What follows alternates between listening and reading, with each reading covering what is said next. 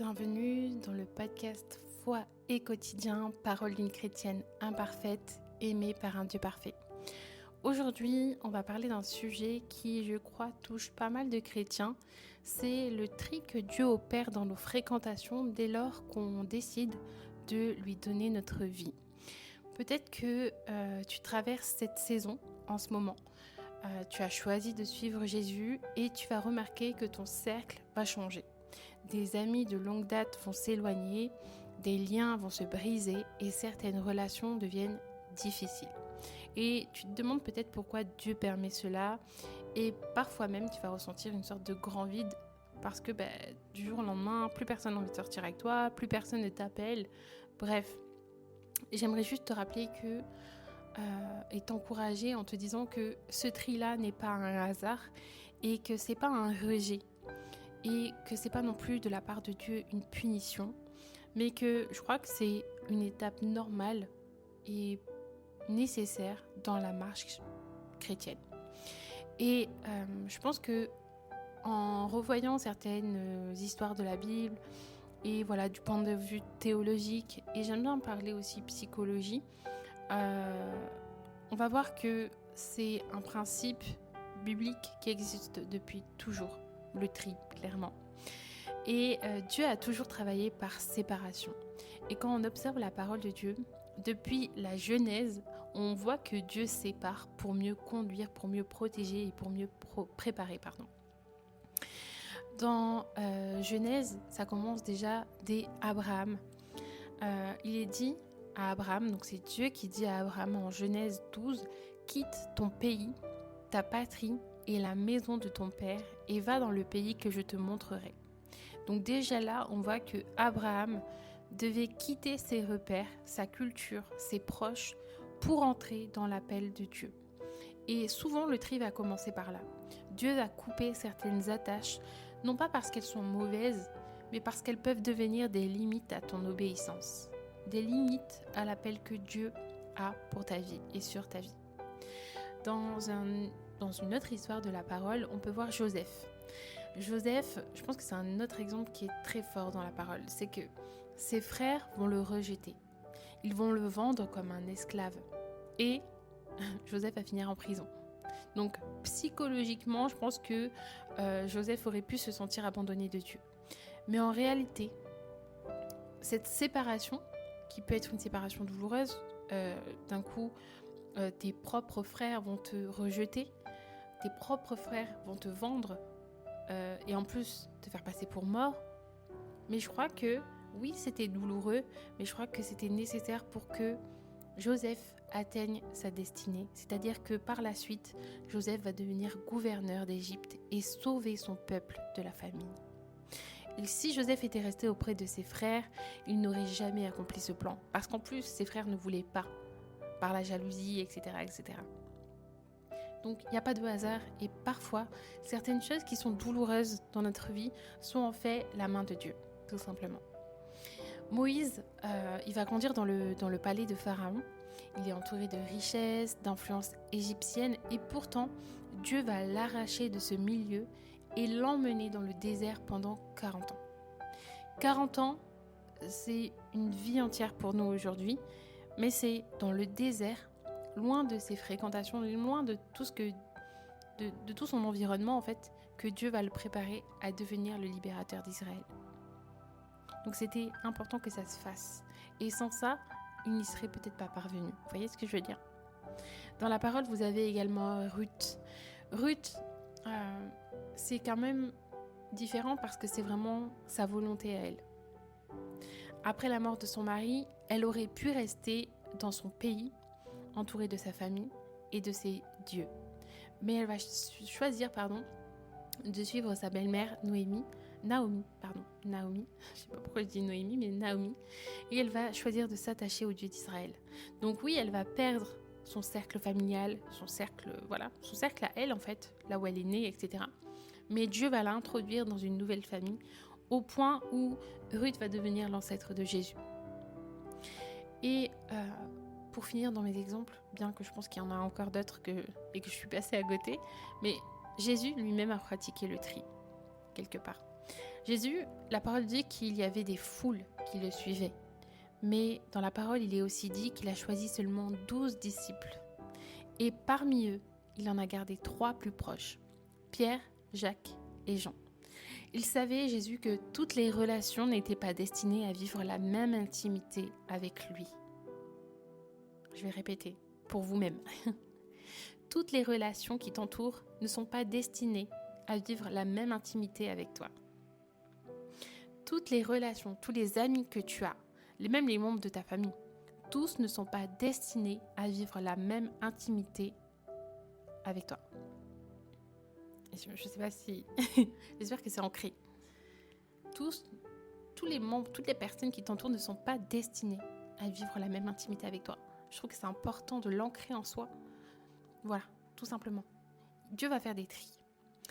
Et je crois que théologiquement, on peut appuyer ce principe de tri et tout à la sanctification. D'ailleurs, le mot grec agios, j'espère que ça se dit comme ça, qui signifie mis à part. Donc la sanctification, c'est quoi? C'est ce fait d'être mis à part. En fait, c'est quand tu donnes ta vie à Christ et que du coup tu deviens mis à part pour lui. Et donc tu vas passer par tout ce qui est sanctification, etc., etc. C'est pas seulement une purification intérieure, bien que ça l'est majoritairement, ok? Mais c'est aussi une mise à l'écart dans tes relations. Paul, il va écrire dans 2 Corinthiens 6, verset 14, « Ne vous mettez pas avec les infidèles sous un joug étranger. » Un joug, c'est quelque chose qui te met sous une sorte de dépendance, en fait. Un joug, ça te rend esclave. C'est comme si tu avais des menottes, ok? Et il dit pas ça pour qu'on soit seul et qu'on marche seul, qu'on soit isolé, non. Parce que la parole dit aussi que la communion fraternelle, c'est très important. Mais je crois que Dieu, et à travers Paul, là, va nous protéger dans notre marche avec Christ. Parce qu'un joug, vraiment dans la culture agricole, c'était, en fait, quand vous recherchez, c'est une pièce de bois qui liait 2 bœufs ensemble, ok? Donc en vrai, ça faisait que si l'un était plus fort ou allait dans une autre direction, ben l'autre, il était entraîné, ok? Ça veut dire que même si on avait un qui était faible, un qui était fort, c'est toujours le plus fort qui allait t'emmener vers... voilà. Imaginez l'image que oui, vous êtes dans une relation, vous avez une amie qui va avoir des dérives, je sais pas, alcool, etc. Il y a des gens qui sont influençables, voilà. Et ça, vous devez aussi reconnaître si ça fait partie de vous, en fait. Il y a des gens qui sont de nature plus influençables que d'autres. Il y a des gens qui sont nés pour être des leaders. Il y a des gens qui sont de nature influençables, etc., etc. Bref. En tout cas, voilà. Quand le bœuf, celui qui était massif, va vers la gauche, le bœuf qui est à côté et qui est lié à lui va aussi vers la gauche. Donc ça veut dire quoi? Ça veut dire que pour tes relations, si tu es lié à quelqu'un qui marche dans une direction différente de la tienne, tôt ou tard, tu vas être ralenti. Ou tôt ou tard, malheureusement, tu peux aussi tomber dans ces dérives à elle. Ok? Il y a cette expression tout le temps qui dit dis-moi qui sont tes amis, en gros, et on te dira qui tu es. Parce que finalement, à un moment donné, les gens avec qui tu traînes, ça veut dire que tu t'identifies à eux, ça veut dire que tu es comme eux, en fait, quelque part. Ça veut dire que tu cautionnes aussi parfois ce qu'ils font. Ok? Donc, ça peut en dire long aussi. Donc, il faut faire attention avec qui on... En fait, je veux dire par là que ça n'empêche pas le fait de côtoyer. Attention. Je veux dire que tu peux parler à tout le monde. Tu peux parler à des gens qui n'ont même pas la même foi que toi. Tu peux rester avec eux, aller boire un café. Mais à partir du moment où ces personnes-là ont une influence négative sur toi et qu'elles vont t'inciter à faire des choses qui sont contraires à ta foi ou qui sont mauvaises pour ta personne, là, c'est un problème. Parce que normalement, c'est toi qui es appelé à être la lumière. Donc, c'est à toi, limite, de resplendir et de les amener vers le bon chemin. Ok? Et si c'est pas le cas et que tu ne peux pas, vaut mieux te mettre à part. Vaut mieux t'isoler et te mettre à part pour... En fait, il ne faut pas qu'on éteigne ta flamme pour le Seigneur à toi. Il faut que ce soit toi qui fasse jaillir la flamme que Dieu a mis en toi et qui touche les autres. Vous voyez ce que je veux dire? Mais pas l'inverse. Et à partir du moment où c'est l'inverse, il y a un problème. Du point de vue psychologique, quand tu vas perdre des amis, des relations, forcément, ça va te faire du mal. Forcément, ça va être douloureux parce que tu vas peut-être ressentir du rejet. Comme si les gens ne t'aimaient plus, comme si... voilà, tu vas te dire qu'est-ce que j'ai fait de mal alors que t'es juste devenu chrétien, bref, il y a plein de trucs comme ça. D'ailleurs, j'ai re-regardé un film chrétien qui s'appelle N'aie pas honte, N'aie point honte.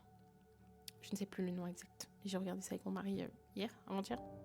je sais plus. C'est un très bon film à voir, justement, qui lie un peu tout ça, qui parle des relations et que parfois, les amitiés ou le fait de vouloir plaire à un garçon vont t'amener à remettre en question ta foi parfois ou à t'éteindre pour te rapprocher déjà. Ça veut dire que tu penses que tu n'es pas assez intéressante parce que tu es chrétienne et donc tu vas te taire sur le fait que tu sois chrétienne pour que les gens t'acceptent dans un groupe. Vous voyez ce que je veux dire ? Bref, en tout cas, au pire, allez voir ce film-là, il parle de ça en fait quelque part. Donc voilà, c'est normal de ressentir un peu toutes ces émotions, le rejet, l'abandon, etc., etc. D'ailleurs, même parfois, quand vous allez vivre ça, le fait de perdre des relations, vous allez vivre un deuil relationnel. Ça veut dire que vous allez passer par différentes étapes, c'est-à-dire la tristesse, la colère, la nostalgie. Et genre, c'est normal. C'est normal, c'est une étape normale. Vous n'êtes pas bizarre si vous passez par ce truc psychologique-là, c'est normal. Et parfois même, quand vous allez perdre des relations, vous allez vous remettre en question, en mode c'est moi le problème. Mais en fait, ça c'est à partir du moment où tu te définis à travers tes relations et tes fréquentations. Mais non, ton identité, elle ne dépend pas de ceux avec qui tu restes. Ton identité, elle dépend de ce que Dieu dit de toi. Vous voyez ce que je veux dire ? Et vraiment, ce film-là, chrétien, Je n'ai pas honte, je crois que ça s'appelle un truc comme ça. Vraiment, c'est Je n'ai pas honte. C'est une fille avec un haut, je crois, rose, violet.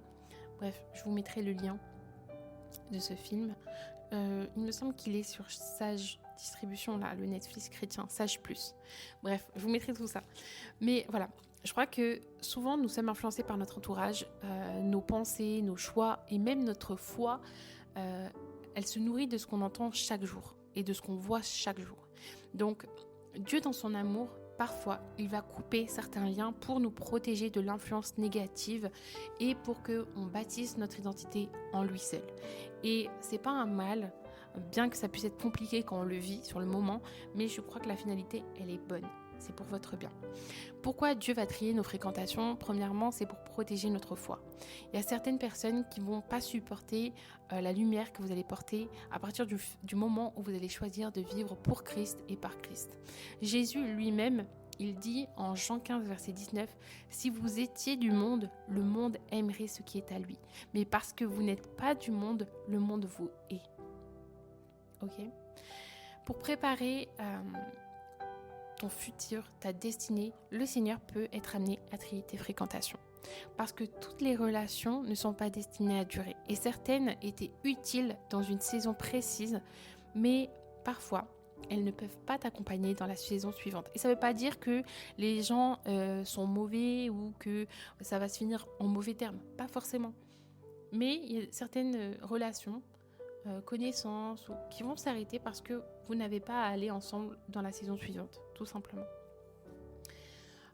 Également, Dieu utilise parfois la solitude pour nous apprendre à trouver, à trouver notre réconfort et notre identité en lui seul. Et c'est souvent dans ces moments de vide, de solitude relationnelle qu'on va devenir vraiment intime avec Christ. Moi, je sais que quand j'ai donné ma vie au Seigneur, comme je vous ai déjà témoigné, il me semble, je sortais de violences conjugales, premier petit copain, je tombe sur le mauvais, et je me dis mince, ma vie s'arrête quoi en fait. J'ai 19 ans, j'ai plus rien, j'avais plus rien en fait, j'avais plus envie de rien, je tombe dans la dépression, il y a tout. Et quand je mets fin à ça, donc ça a mis longtemps, ça a mis des années, mais progressivement, parce que j'ai rencontré le Seigneur à l'intérieur, il m'a aidé à m'en détacher en fait, parce que j'étais dans de la dépendance affective et j'étais totalement sous emprise. Le Seigneur a opéré et quand je suis sortie de tout ça, j'étais terriblement seule. Parce que dans une relation d'emprise, etc., la personne, surtout dans les violences, etc., elle va t'isoler des autres. Donc déjà, j'avais plus d'amis, Donc la seule chose qui me restait, bien qu'il y avait ma mère et tout, c'était compliqué, la seule chose qui me restait finalement dans ces moments de vide, de néant, c'était le Seigneur. Et finalement, ça m'a poussée à m'en remettre à lui.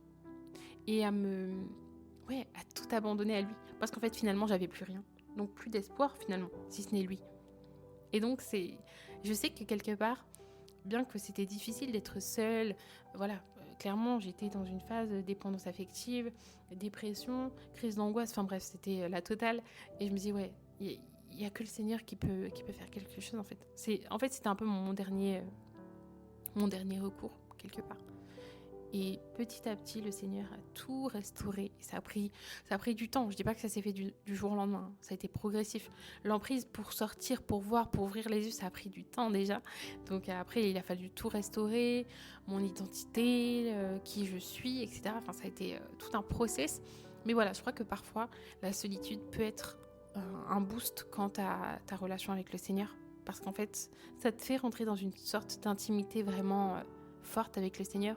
Et je pense que si j'étais pas passée par tout ça, je suis pas sûre que les fondements seraient vraiment ancrés. Et aujourd'hui, je sais que quoi qu'il advienne, je serai chrétienne et je serai une petite Christ, une petite fille qui cherche à marcher dans les voies du Seigneur. Et je sais que je ne m'en détournerai pas parce que j'ai vu tout ce qu'il a fait pour moi et ma fondation est en lui, tout simplement.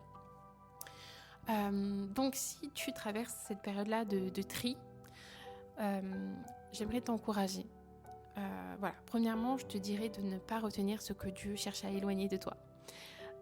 Forcer une relation que Dieu a fermée, c'est aller contre sa volonté et malheureusement, si tu le fais, ça t'amènera des mauvaises choses. Parce que acte est égal conséquence en fait. Donc voilà, ne force pas quelque chose que Dieu ne veut pas que tu forces en fait, tout simplement. Sinon, tu vas te faire du mal, tout simplement. Donc évite, le Seigneur essaie de te préserver et même si ça fait mal, parfois ça fait mal, même si c'est le Seigneur qui le fait, voilà, ne retire rien. Sois simplement reconnaissant pour la saison passée, pour les personnes, les relations même qui s'arrêtent. Et voilà, peut-être qu'elles ont joué un rôle dans ta croissance, mais elles doivent prendre fin. Et peut-être que Dieu les refera venir dans une autre saison, mais c'est Dieu qui est maître, ok ? Dieu ne te laissera jamais seul. Dieu ne laissera jamais un vide en toi. Et je crois qu'il va toujours faire en sorte de placer les bonnes personnes, les bons frères, les bonnes sœurs qui vont nourrir ta foi. Donc voilà, Dieu aime la communion fraternelle. Il ne nous a pas créés pour être des êtres seuls. On est appelés à vivre en communauté. Et donc je crois que le Seigneur va ouvrir des portes. Il y a des choses qui vont se mettre en place dans cette nouvelle saison. Et je t'encourage vraiment à accueillir cette nouvelle saison et ces nouvelles relations aussi. Et moi, c'est ça qui a été compliqué dans tout ce que j'ai vécu avant. C'est le fait ensuite que Dieu me prépare à réouvrir la porte de, entre guillemets, mon cœur, bien que, attention, c'est pas totalement ça, mais à réouvrir la porte aux autres. Parce que j'étais tellement devenue, entre guillemets, méfiante et je me disais, flemme en fait, j'ai pas envie de souffrir, donc le mieux c'est que je reste seule. Mais en fait, voilà, le Seigneur a restauré ce qu'il avait à restaurer pour que je puisse m'ouvrir aux autres. Et voilà, tout le monde n'est pas mauvais, tout le monde n'est pas mal intentionné. Voilà. Et en plus, quand c'est fait dans la foi, donc dans l'église et tout, voilà, il y a un pasteur s'il y a un problème ou un prêtre. Enfin voilà, il faut aussi aller vers et ne pas faire comme moi, c'est-à-dire se renfermer sur soi et ne pas oser aller vers les autres, quoi, tout simplement. Parce que c'est vrai que c'est ce que j'ai fait et que j'ai vraiment du mal à aller vers, à faire entrer les gens chez moi. Je fais très attention. Enfin voilà, je suis très... Mais je sais que le Seigneur me travaille progressivement et vraiment le Seigneur est bon parce qu'il sait en fait.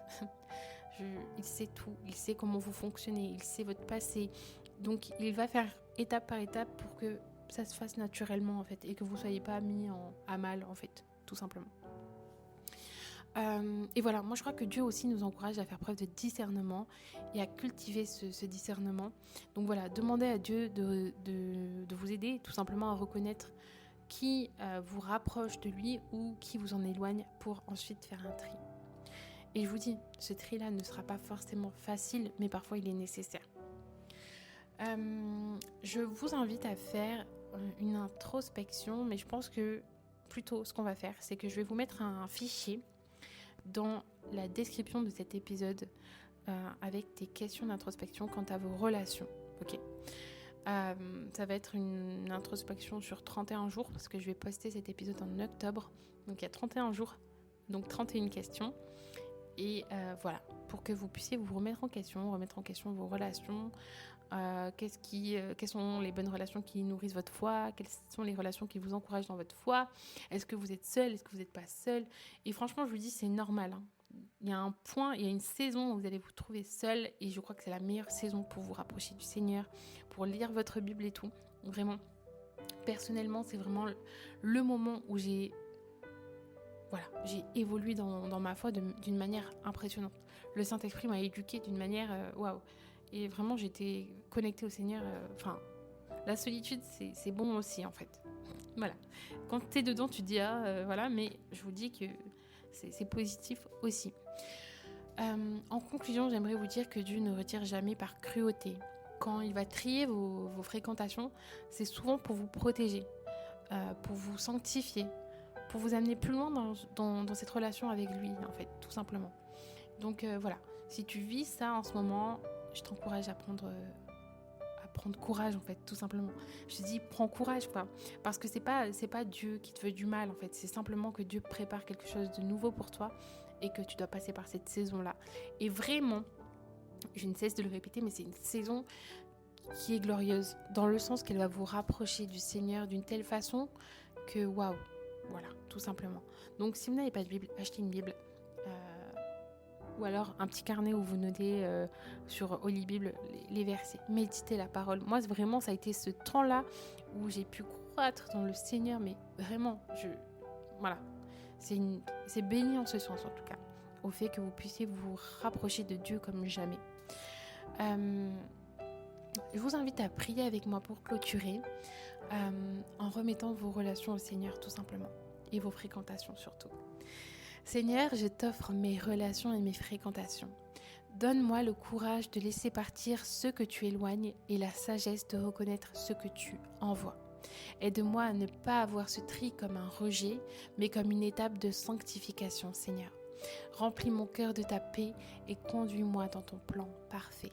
Au nom de Jésus, Amen. Cet épisode prend fin. Je vous invite vraiment à reprendre cette prière et à prier pour vos relations. Voilà, je vais mettre le document dans la description, donc appuyez-vous sur ça, mais vraiment remettez vos relations au Seigneur, c'est très important. Et voilà, soyez bénis et prenez soin de vous.